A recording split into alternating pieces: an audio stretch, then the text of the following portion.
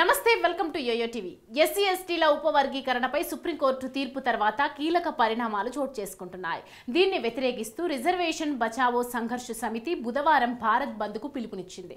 SC ST వర్గీకరణపై రాష్ట్రాలు ముందుకు వెళ్లకూడదని demand చేసింది. రిజర్వేషన్లలో ఇప్పుడు ఉన్న కోటాను యథాతథంగా కొనసాగించాలని, ఇందులో ఎలాంటి మార్పులు చేయకూడదని పట్టుబట్టింది.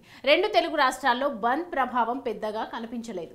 ఎస్సీ వర్గీకరణ కోసం మాదిగ రిజర్వేషన్ పోరాట సమితి దశాబ్దాల కాలం పాటు పోరాటం సైతం చేసింది. ఎస్సీ ఎస్టీ రిజర్వేషన్లను రాష్ట్రాలు ఏబిసిడిగా వర్గీకరించవచ్చంటూ ఆగస్టు 1న సుప్రీంకోర్టు ప్రధాన న్యాయమూర్తి జస్టిస్ డివై చంద్రచూడ్ సారథ్యంలోని 7 మంది న్యాయమూర్తులతో కూడిన ధర్మాసనం తుది తీర్పు ఇచ్చిన విషయం తెలిసిందే. కళాశాలలు, ఇతర విద్యాసంస్థల్లో ప్రవేశాలు, ప్రభుత్వ ఉద్యోగాల్లో ఎస్సీ ఎస్టీలకు కేటాయించిన రిజర్వేషన్లను ఉపవర్గీకరణ చేసే అధికారం రాష్ట్ర ప్రభుత్వాలకు ఉంటుందని స్పష్టం చేసింది. దీనిపై రెండు తెలుగు రాష్ట్రాల నుంచి హర్షాతిరేకాలు వ్యక్తమయ్యాయి.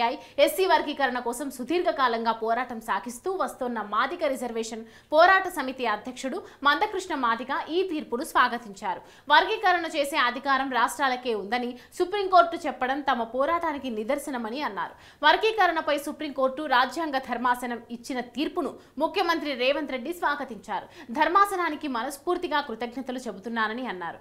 సుప్రీంకోర్టు తీర్పుకు అనుగుణంగా ఏబిసిడి వర్గీకరణ చేయడానికి నిర్ణయం తీసుకుంటామని పేర్కొన్నారు. సుప్రీంకోర్టు ఆదేశాలను అమలు చేయడంలో తాము అన్ని రాష్ట్రాల కంటే ముందుంటామని అప్పట్లో హామీ ఇచ్చారు. ఈ నేపథ్యంలో ఎంఆర్పీఎస్ అధ్యక్షుడు మందకృష్ణ మాదిగ రేవంత్ రెడ్డితో సమావేశమయ్యారు. బంజారాహిల్స్ లోని రేవంత్ రెడ్డి నివాసంలో ఈ భేటీ ఏర్పాటైంది. మందకృష్ణ మాదిగతో కలిసి ముఖ్యమంత్రిని కలిసిన వారిలో మాజీ మంత్రి దామోదర రాజనరసింహ, బీఆర్ఎస్ నాయకుడు మోత్కుపల్లి నరసింహులు, పలువురు ఎంఆర్పీఎస్ నాయకులు ఉన్నారు. సుప్రీంకోర్టు ఇచ్చిన తుది తీర్పునకు అనుగుణంగా ఎస్సీ వర్గీకరణను వెంటనే అమలు చేయాలని వాళ్ళు విజ్ఞప్తి చేశారు. ఇప్పటికే జారీ చేసిన ఉద్యోగాల నోటిఫికేషన్లో కూడా మాదిగ, మాల ఉపకులాలకు రిజర్వేషన్లు అమలు చేయడానికి తగిన చర్యలు తీసుకోవాలని అన్నారు. దీనికి సీఎం రేవంత్ సుముఖత వ్యక్తం చేసినట్లు తెలుస్తోంది. ఇదంతా ఓకే గానీ సీఎం రేవంత్ ను మోత్కుపల్లి కలవడం రాజకీయాల్లో ఆసక్తికరంగా మారింది. మొన్నటి వరకు కాంగ్రెస్ పై పెద్ద ఎత్తున లేచిన మోత్కుపల్లి ఇలా సైలెంట్ గా రేవంత్ ను కలవడంపై పలు అనుమానాలు వ్యక్తమవుతున్నాయి.